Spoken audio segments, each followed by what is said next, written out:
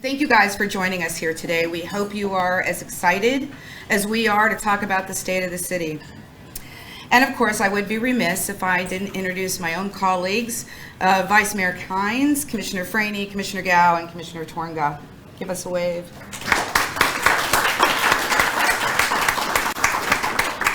So it's really hard to believe that it's been 2 years since the pandemic.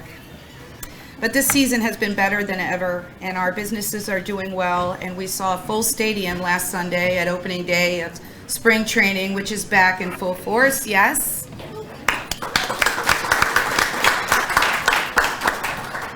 And believe it or not, tourism and travel in this region is up to pre-pandemic numbers. I mean, that's unbelievable, and at this point, it's going to surpass 2019.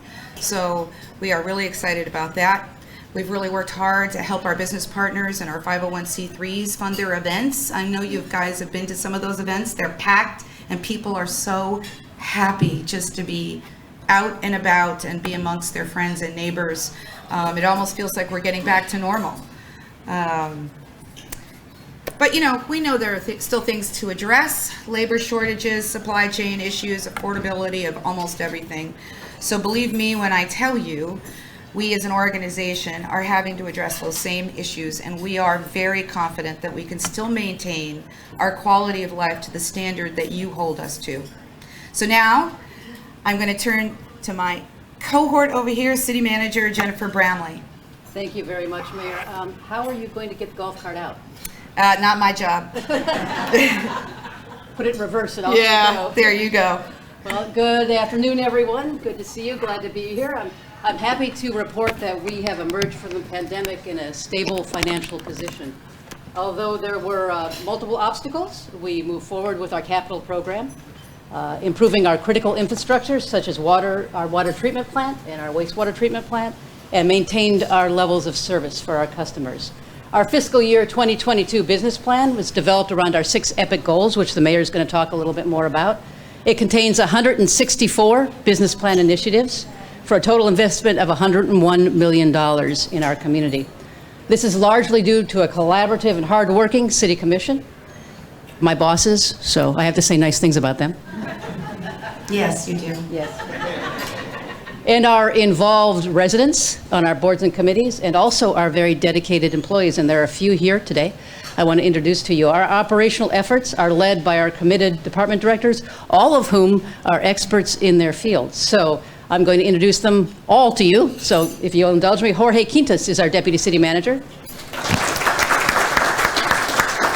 Sue Burness is our Director of Communications. And responsible for today. Yes, and also responsible for the mayor and my acting debut. Yeah. In the wind, by the way. Worst bad In the rain. day I've ever had. Yes. Vince Gizzi, our Director of Parks and Recreation. Phyllis Gorshey, who is our Library Director, and unfortunately she's not here today because she is the President of Florida Library Association, and she is at a meeting. So we're very proud of her position there. Bob Arnsmith, our Director of Economic Development, Housing, and CRA. George Kinney, our Director of Community Development. Michael Nagy, our Director of Information Services. Is Michael here?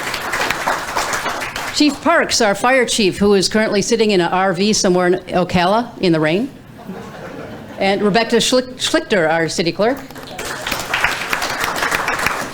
Teresa Smalling, our Director of Human Resources and Risk Management. Paul Stanek, our Director of Public Works and Utilities. Les Tyler, our Director of Finance. And also here today we have Doug Hutchins, our former Deputy City Manager. Doug. And Nicole Delfino, who is your Chamber Liaison as well. I think the mayor now is going to introduce us to our EPIC goals. Mayor? Good. Thank you. Thank you, Jennifer. Appreciate that. And I also just want to say a big thank you to Pam and her team for working, the Chamber, working so hard to put this event together.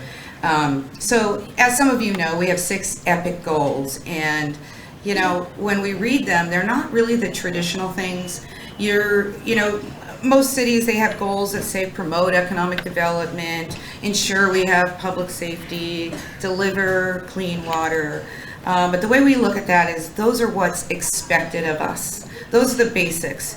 And we have all of these great people in our department as our department heads to make sure those things happen. But as I said, those are the basics. And while we promise to do them well, we are anything but basic. So if you haven't seen them, let me introduce to you what we believe elevates us from the rest. Epic goal number 1.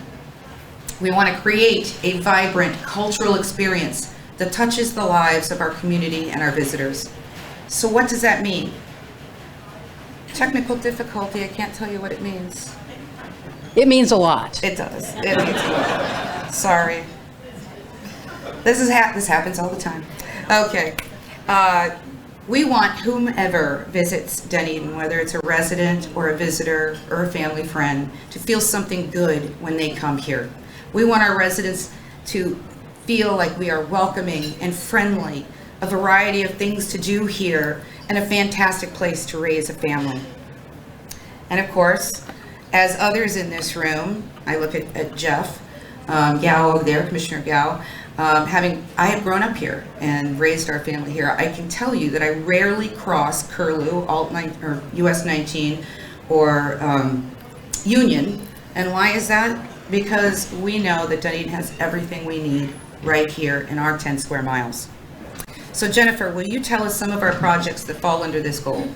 Absolutely. One of those great places in Dunedin, one of our community assets, we're standing in it right now, aren't we? Our golf club. We have plans for our golf club. There needs to be some improvement in the fairways and the greens. Some of the trees should be removed to make it more playable, and I can tell you I spend a lot of time whacking away in the trees when I play this course. As you can see. So the City Commission has committed up to $4 million for improvements to the golf course through the American Rescue Plan Act funding, and we're going to be talking about, we call it ARPA, so I'm going to talk a little bit more about that towards the end of the State of the City, but we're going to use ARPA funding for that. And also, we're improving Highlander Pool. It's leaking like a sieve, to be honest with you. Yes, it is. It can't hold its water, right, so to speak. Anyway, so it has reached its useful life. And, that pool, I mean, some of you in here may say, I've never even been to that pool. I have, actually. I brought my grandkids there. But it has a lot of uses for our community. There's swim lessons for our young ones. There's the high school swim teams. There are exercise classes. And all sorts of opportunities at that pool. It's a gathering place for those who don't have a pool in their own backyard. And so the City Commission has committed ARPA funding, American Rescue Plan Act funding, to support the pool as well. So Mayor, you want to talk about parking? I do. I'm sure you do. So, parking is one of those things that sort of we chip away at every year. Because as you know, there's just not a lot of available land for parking. So it's hard to make a strategic plan of where and how you're going to want this.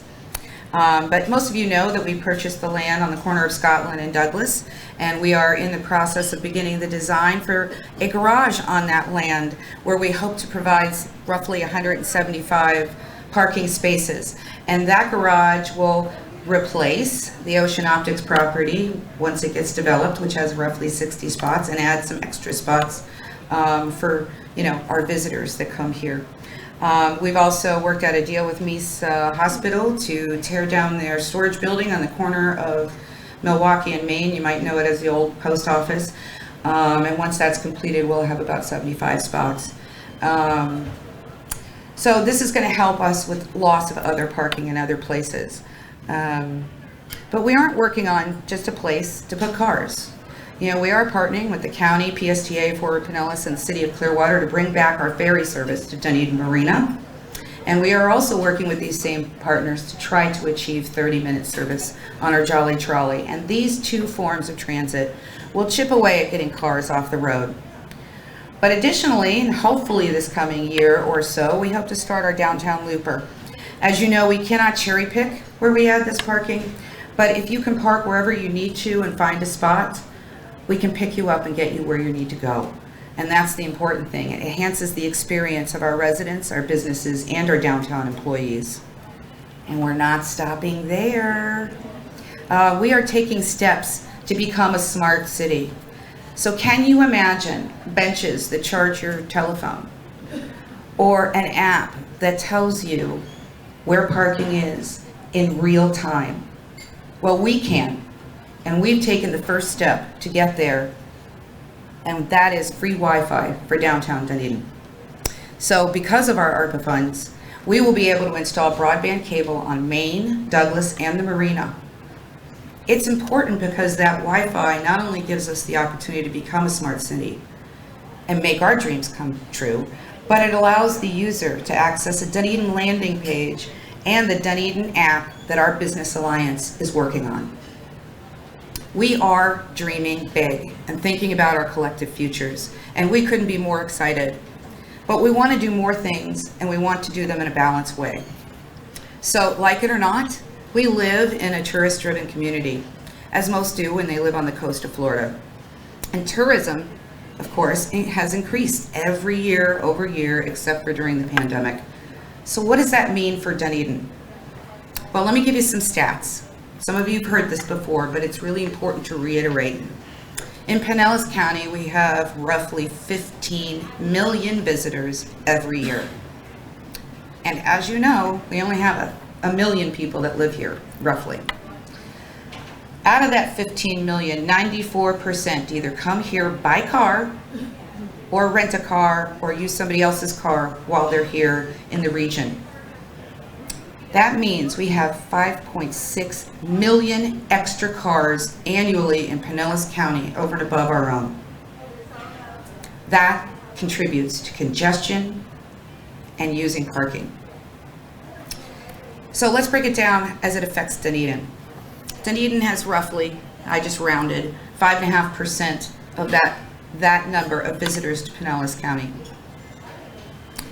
That equals to 800,000 visitors annually to our town, to our 10 square miles. And that equates to 300,000 extra cars. So with less than 38,000 people that live here, you wonder why we have a lot of traffic and why we are congested. Here's another interesting stat. Since the 2010 census, we've only added 1,000 residents, roughly. So tourism is our number 1 economic driver for the entire state, as well as us. But unfortunately, it's the number 1 cause of the congestion we feel every day that we walk out of our house. So it really is mission critical that this city think about our future in both transit and parking. So I'm going to tell you about epic goal number 2. And this is one that I know we all love, especially Deborah. We want to create a visual sense of place throughout Dunedin. And why is this important? Because it is our ultimate goal to see Dunedin's beauty and village vibe all over our town. It's important to us that no matter what way you come into our city, when you leave Palm Harbor, when you leave Clearwater and into Dunedin, we want you to physically feel something different. And that's a goal that we are all committed to and very proud of, by the way. So Jennifer, tell us about a couple of projects that fall under that. Well, so we have a lot of projects that fall under this epic goal, but I picked 2 to talk about today. First of all, historic preservation. So Vice Mayor could probably get up here and talk about this all by herself, and I'll go home. But the she can't. She won't be able to back that thing out. No, definitely not. We don't want that. No. She loves me. So since 2019, the city has designated 21 homes in the city of Dunedin as local historic landmarks, and a church also, right, Pastor Sheila? Right, absolutely, the Sanctuary First Presbyterian. Yeah, 2 churches. That's right. Sorry, Father Bob, I forgot about that. How could we forget about him? We have a very active historic preservation advisory committee. We've worked with a consultant also to conduct a historic resources survey for historic sections of the city. The project is planned to be done in several phases. Phase 1 was completed and submitted to the state, and we're looking for funding for phase 2. And phase 1 actually places structures on the Florida master site file, so that's a very good thing for us. The other is the South Dunedin Character Overlay. You may have read a little bit about that or heard a little bit about that. The local planning agency actually sat for a couple hours and reviewed the ordinances, two ordinances, one to establish the overlay mechanism and one to establish an overlay in South Dunedin. And the purpose of the overlay is to support and maintain the quaint and unique feel of the area that's south of Main Street, the character overlay. So the City Commission will be reviewing the overlays and the character overlay on April 7th at a public hearing and at April 21st as well. Thank you, Mayor. And another thing that's really important under this EPIC goal is public art, right, Mayor? Yes, it is. You know, public art demonstrates how important creativity is in our community, and it sends a message that we are funky and eclectic and have a culture like no other. It's one of the many things that makes Dunedin special. We've been anxiously awaiting our sea turtles, Sylvia and Henry. They should arrive in the next few months, right, Paul? Yes. Okay. And of course, that sends a message that our environment is important to us too. You will also be seeing a very large crane delivering our 20-foot sculpture that's going to be installed in front of our new city hall sometime this summer or fall. Right, Jorge? And, yes. and Nicole? And Nicole? Yes. Yeah. Because we will be in this fall, right, Jorge? Yes. Yeah. And of course, we're really excited about the Painted Jays crosswalk by the stadium happening sometime over the summer. But you know what's great about Dunedin? It's not just government doing public art. You can just drive all over the place and see it. Just last month, we celebrated Kathy Carlson's, I won't say big number, birthday and their 25th anniversary at Blur by having a space mural commissioned on the side of their building. If you haven't seen it, go see it. It's huge and it's beautiful. And you know, art isn't always visual. There's a group in town, private citizens, a couple of them are here. I see one right there, Greg, Brady. There's a group in town currently working on a feasibility study of a theater for Dunedin. So that's special, and that's performing art. So, you know, creating a visual sense of place can come in the form of many things. It also comes in the form of revitalization. Eclectic blends of architecture and style bring a uniqueness to who we are. The Artisan Project on Douglas was not the norm. We had a lot of people freak out, right? And we weren't all that sure about that being so different. But now when you look at it, it fits right in like it belonged there, with its cute storefronts, wide sidewalks, and public art readily visible. The artist's sister project I call The Gateway, or Artisan 2, will be equally eclectic. With a boutique hotel, 250-seated space, apartments, food court, an upscale restaurant, and plenty of public art, this project will catalyze our east end of downtown while adding $250,000 annually to our CRA that we can then reinvest in the benefit of everyone in the downtown. We hope to see that groundbreaking over the summer, fingers crossed. Having a sense of place can be beautiful and functional at the same time. So, you know, when I think of Skinner Boulevard and the design, that's exactly what it is. It's going to be beautiful and functional. Everybody knows we've got some speeding and safety concerns on Skinner Boulevard. So in planning ahead for that Artisan 2 project and solving our speeding and safety issues on the trail, FDOT is currently in the process of design to dramatically change this 4-lane road to a 2-lane road with wide bike lanes, sidewalks, and parking. It will not only be beautiful, it will be functional and create a dynamic connection to the north side of our downtown. That is why having a vision and planning for the future is so important for our economic viability. So let's move on to EPIC goal number 3.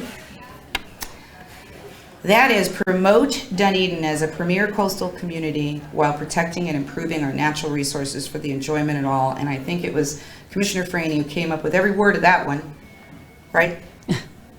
That was your baby. While we all feel really lucky to live and work in a coastal community, it does require thoughtful planning and preservation of that natural asset. This includes water quality, accessibility, and environmental safe practices, which we are committed to.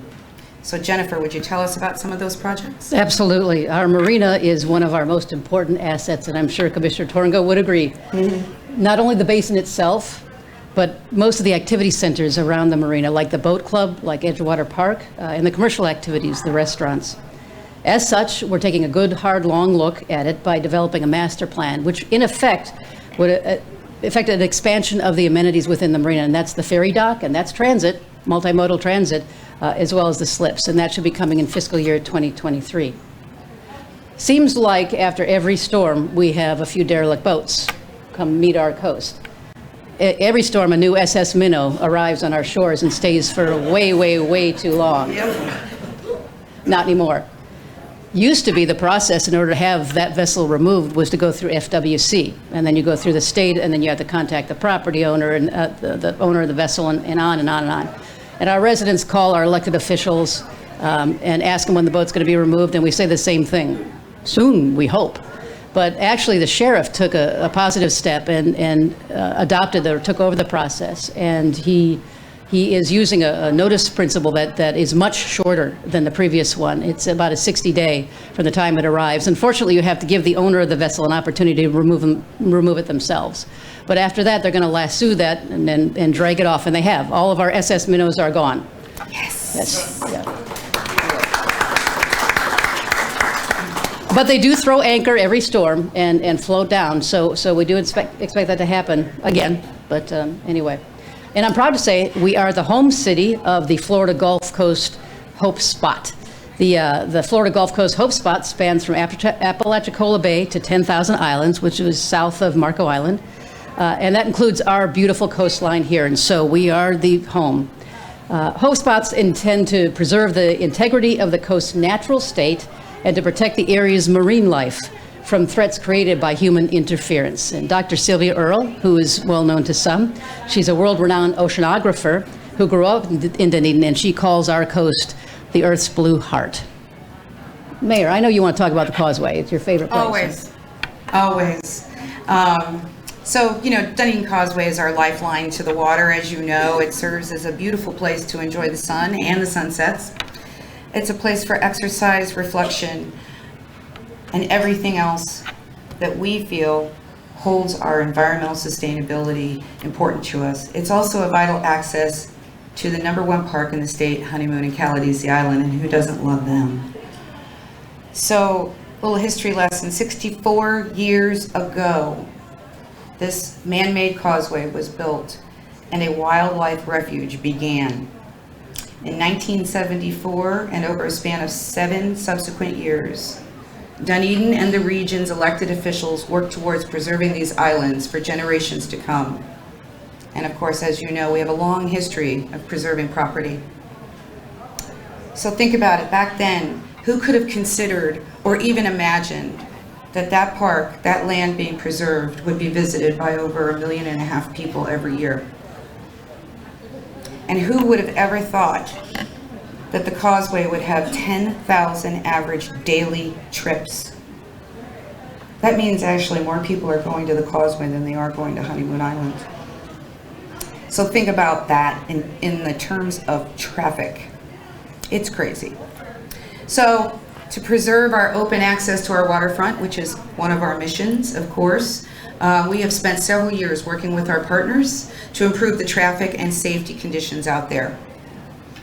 Right now, the Park Service is adding entry lanes and car stacking to improve the time it takes to get into Honeymoon Island. And yes, I know it's happening during season, but I'll tell you, it is, knowing how many people we have going out there in the summer as well, there is no good time. We are also working with the state and the county to get a better turnaround at the entrance.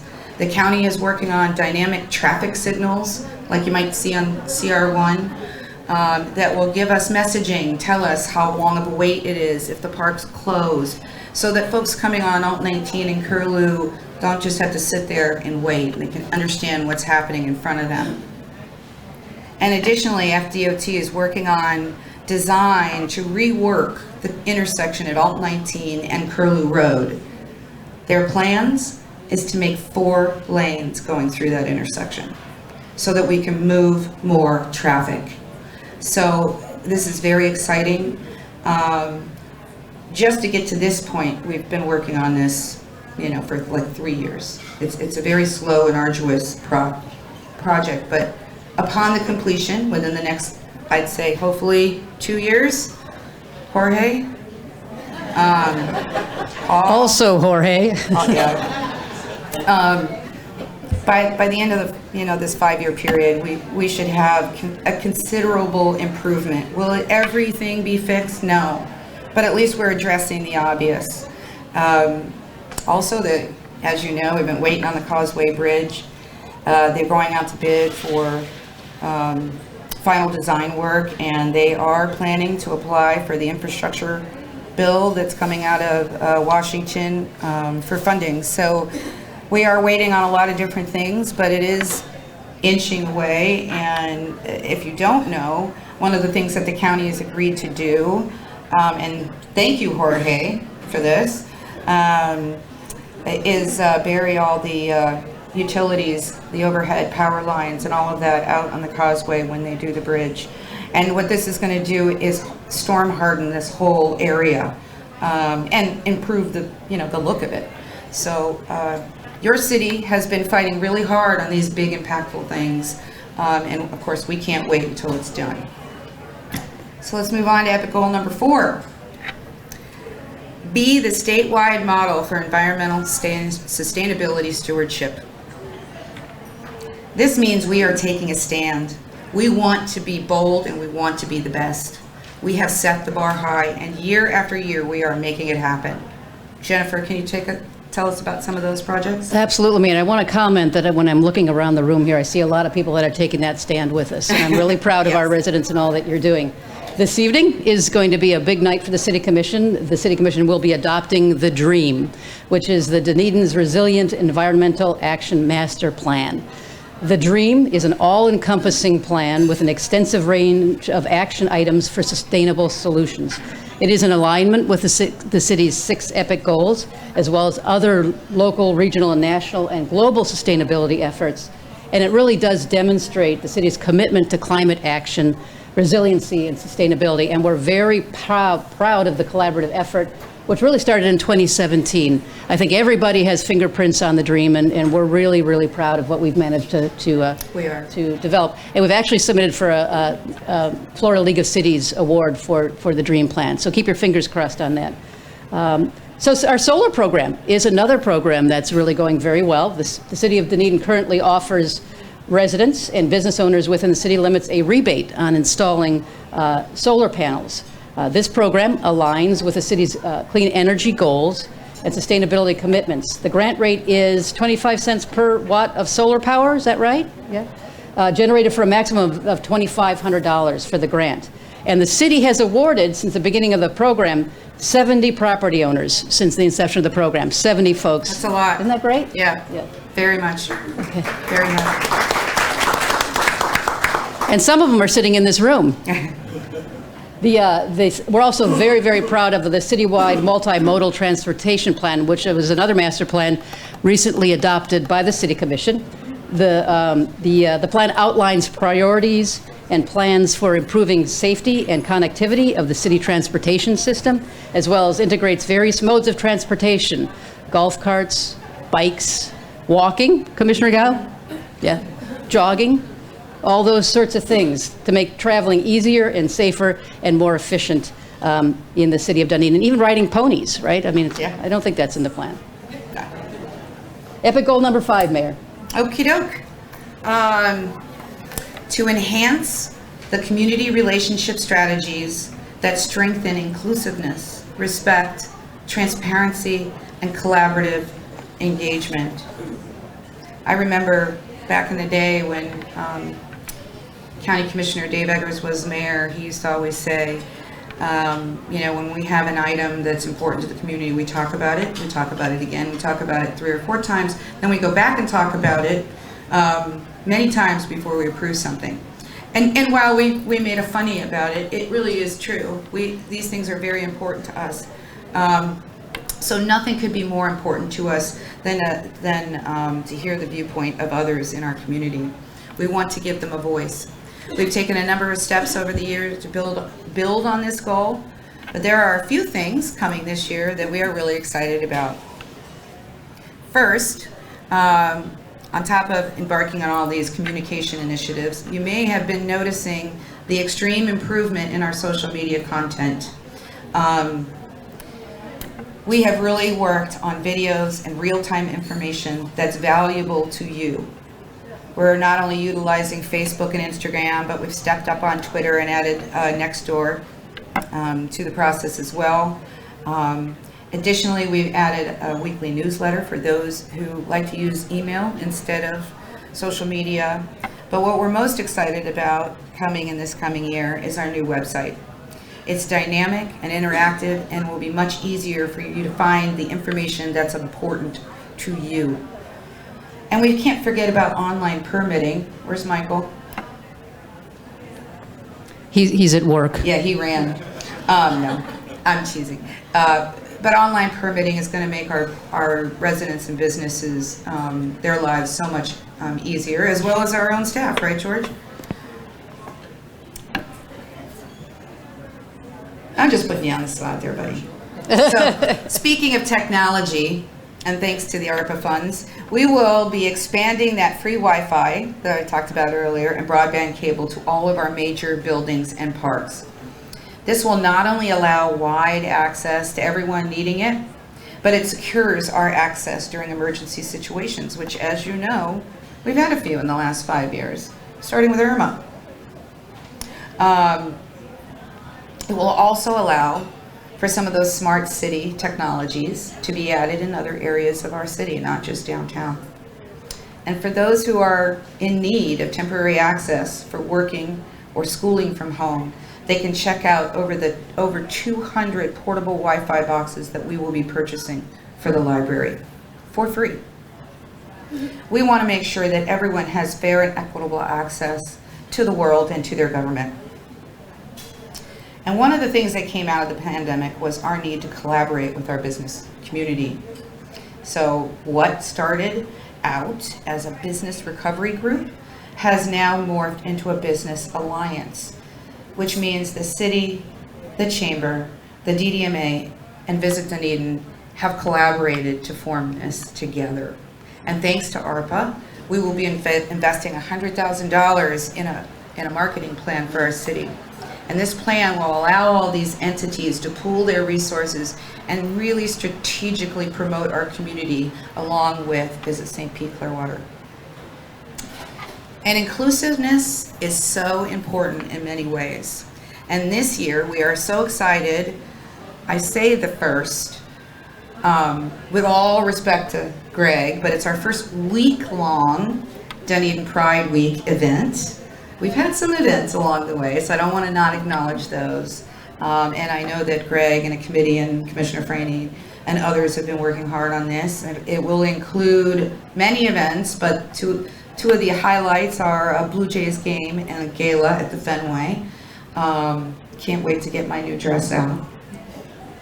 And I can't wait to show St. Pete a thing or two of what Dunedin can do. So that's going to be really exciting. And that'll happen sometime this June, right? June. Additionally, we recently approved the first annual Staff and Service Day for Juneteenth. This will be an internal event that sparks conversation and allows our team to do some service work in the community. And we are really proud of them making that recommendation. So Jennifer, can you tell us some more things about our communication? Absolutely. Who's filled out the citizen survey?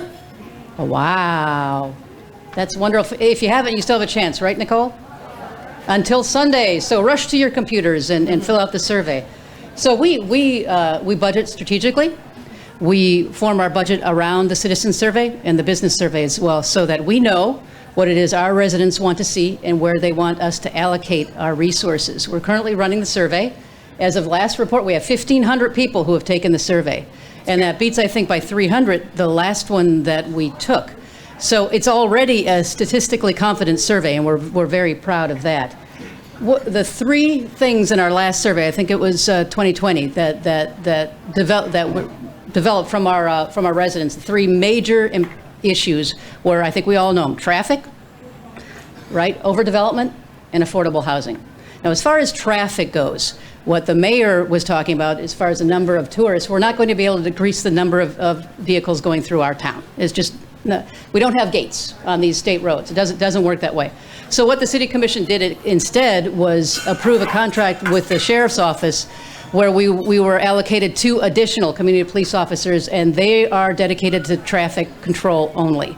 So when you get pulled over, it's probably one of those 2, and you can thank the commission. Oh, thank you, Jennifer. I'm just kidding. I really am. I'm kidding entirely. No, you're not. Yeah. No, you're not. Because you're not the one that gets the complaints either. That's right. So please do take our survey, because we're going to use the survey to develop our budget for fiscal year 2023. I want to talk a little bit about overdevelopment as well. The City Commission responded with a number of code amendments. They decreased the heights of buildings that were permitted in our downtown. They also increased buffer areas in our downtown and setbacks for some of our residential areas, residential developments within the downtown area, and the overlay as well as a way to address that overdevelopment issue. So they were all over that one. And then there's affordable housing. Tough nut to crack. It really is. And affordable housing is a region-wide, a nationwide problem. It really is. And we don't want to just play lip service, but we need to work with our partners at the county, at the state level as well, to provide affordable housing. We do have a number of developments, and people really don't know this, that do provide affordable housing. There's the San Christopher Apartments, the Eco Village. Palm Lake is a county-run affordable housing. Shady Grove Townhomes, Creek Park Townhomes. And also, the City Commission has allocated $650,000 in our budget, and it rolls from year to year, to take advantage of tax credits to work with a developer in order for them to get tax breaks to develop affordable housing. So we're working on it. But like I said, we need a number of partners to provide affordable housing in the city of Dunedin. We do have, next year, we'll do our business survey as well. So those of you who own businesses, we will be sending you surveys next year to find out what you think. And you know, the interesting part is the business survey and the resident survey, the citizen survey, were very similar as far as the results go. So I think we're allocating our resources as we budget very well, but it is predicated upon what our business owners and residents want to see. Thank you, Jennifer. You're welcome. Appreciate that. Okay. Epic goal number 6, our last goal, is to be a premier employer by fostering a diverse, highly engaged workforce through employee recruitment, attraction, and development, and inclusion initiatives. So, you know, we just recently, in the last couple of years, created this goal to ensure that we could provide you with the best service that one could experience. And here we are struggling, just like all of you, with businesses to get folks back to work. But nothing could be more important, and we know that we feel your pain. So Jennifer's going to tell us a little bit about how we're going to address getting folks back to work. Absolutely. Thank you, Mayor. So one of the things I see some of your businesses are closed, specifically hospitality, Monday and Tuesday and Wednesday, some of them. You know, throughout the season, and it's probably because you couldn't get your employees, right? Servers and that type of a thing. In hotels, they ask you at the front desk, you know, you're not going to change your towels, you know, and it's usually for you know, sustainability, but a lot of times it's because of labor. One of the issues that the city has is that we can't shut down. There's some areas that we can shut down, but essential services like solid waste, wastewater, we cannot shut it down. And so our employees, many of our employees stood firm throughout the pandemic. They had to report to work. Even that time before vaccinations and before we really knew how severe it was going to be. And so I'm really very, very proud of them. The City Commission has awarded them some premium pay, which we're going to roll out that program here very shortly. Teresa and I are still working on that. But I couldn't be more proud and more honored to serve with the employees that I serve with. They are just an amazing group of committed, dedicated people. That said, I go around and I visit every employee in their workplace in groups twice a year, beginning of the budget season and after the budget is adopted. And this time around, I was really bothered by what I heard. The pandemic has bothered them. We have the same mental health issues that we have in other areas of the nation. But also they really felt that they were working really, really hard and that their pay was not at market. And so I asked the City Commission if they would allow us to do an organizational study, and they gave us approval. The organizational study is going to do a deep dive into our 3 largest departments, and it's also going to look at our salary rate. And I think that's really important. We don't want to be bottom of the market. We want to be at least mid or mid-upper in the market, and so we can attract good quality employees. You know, we sell ourselves. Our last couple of department directors that we hired came from different states, and both of them said that they came, 3 of them actually came into Dunedin and said, "I'm here, you sold me." Well, one needed a little more work, but I got her. But anyway, so. Oh, I know who that is. So we're going to be doing the organizational survey, and we will roll it out as part of our budgeting process. And I know our employees are really looking forward to that. But we were in collective bargaining with our firefighters and our EMTs, and the City Commission did afford them an 8% increase in their base pay. And they did that for one specific reason, because after the research, looking at their salaries, we were bottom of the market, towards the bottom of the market, and we needed to correct that. Those guys are the guys that are making sure all of you are safe, and we did correct it. And so I'm very proud of what we're doing as far as maintaining and supporting the employees, and it will be, as I said, rolled into the budget process. So thank you, Mayor. Thank you, Jennifer. At this moment, and speaking of a great employee of the Chamber, I'd like to invite President Pam Kravitz up to the podium as she has a special announcement.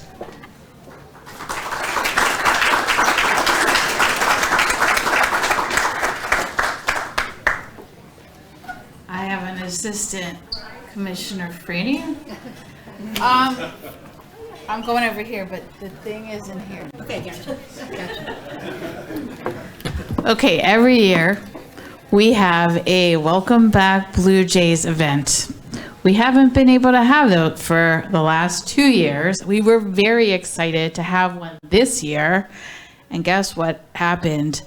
We didn't have one because there was a lockout. But we had planned, and it was really Commissioner Freeney that brought it to our attention, that we give out a Baseball Hall of Fame award at the Chamber. We have a wall at the Chamber that has all the past recipients through the years. We don't do it every year. We do it whenever we think there's someone who's especially deserving. And we felt that there was someone deserving this year. This person we're recognizing for their contributions to baseball in Dunedin. They were a project manager for the 2022 Toronto Blue Jays Stadium renovations and the new player development complex. They worked to make the project something the community and the Blue Jays could be proud of for many years, and it is also something that our neighboring towns are quite envious of. At this time, I would like to present the Chamber Baseball Hall of Fame Award to Doug Hutchins.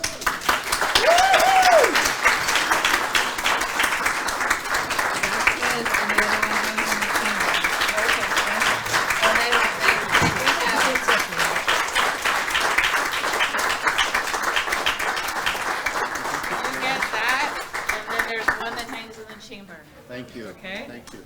Here you go. Say something. Oh, you're pointing the microphone. Well, you know, there's an acronym called CONSTAFL, which is short for there's no such thing as a free lunch. So, well, first of all, so thank you, Jorge, for buying my lunch today. I appreciate that. And I want to thank the Chamber for this. This is, I really appreciate this. It's quite an honor. Certainly was unexpected today. I'm a little under the weather. I wasn't thinking about coming, and then the rain, so I'm glad I did.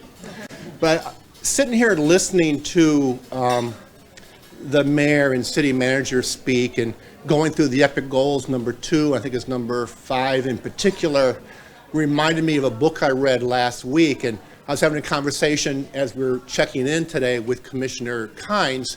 She actually owns the book, and had I known that, I wouldn't have had to get it from the library in Largo. But at any rate, the book is about the rise of the creative class, by Richard Florida. And it's a really interesting book, and it caught my attention because it speaks to Dunedin. It talks about the creative class in Dunedin. I think the mayor said we're funky and we're eclectic, and this book spoke to that, and it speaks to the innovation that took place by the creative class in San Francisco, in Seattle, and Boston, and in Austin, and it could have just as easily said the same thing about Dunedin. So I'm really blessed and fortunate to be a part of the community, living here, worked here for 34 years, partnered with the chamber on things, worked with the Blue Jays. The one thing I wanted to mention out of the book, though I can't walk away from this microphone without saying it, it had 3 words in one chapter that defined the creative class of the community. And it was talent, it was, now I've forgotten it. Talent, it had to do with Creativity. where's Commissioner Kynes? You remember that?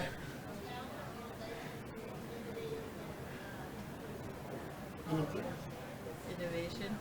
Yeah, technology and talent. I can't remember the third one. It had to do with inclusion. So when I think about Dunedin, then I think of those 3 things as, Dunedin having it in spades.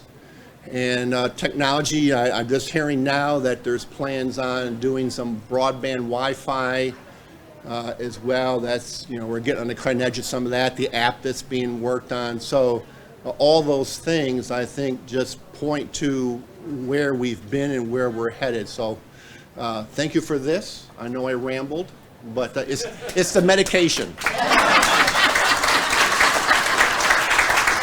Thank you. Hey Doug, you should know Shelby Nelson was hugely promoted this award for you too. Yeah, you'll always be his hero. Sorry. Dancing. Okay. Congratulations, Doug. Well deserved. So it's not a goal, but we did create an other category because we do have a few other things that we just want to bring you up to date on, and they're worth discussing when it comes to Dunedin's future. So I'll turn that over to Jennifer. Thank you. Code compliance. So, the thing about code compliance, and I've been involved in a code compliance division for probably about 25 years, is that there's either too much or there's not enough. There's a pendulum swing. There's never this is just right. Code compliance is a very difficult division to manage and to administer. As you know, we went through some difficulties a few years ago, and we also lost 2 of our 3 code compliance officers. So we have had some phone calls saying, hey, why aren't you, pick it up? We want to see more code compliance. We did lay off a little bit during the pandemic. It's really hard to issue a notice of violation to people who have no job. It's really hard to issue notice of violation to people who are trying to school their kids at home and just don't have the time. So now we are picking it up. Beginning of April, we have a new code compliance supervisor coming online. Really looking forward to her arrival. She has almost 30 years of experience and a great depth of knowledge as far as code compliance goes. So, And we stole her from Clearwater, so I always like that. that's called a poach. Yep. So the Coca-Cola as well. We get asked a lot about Coca-Cola and what the status is.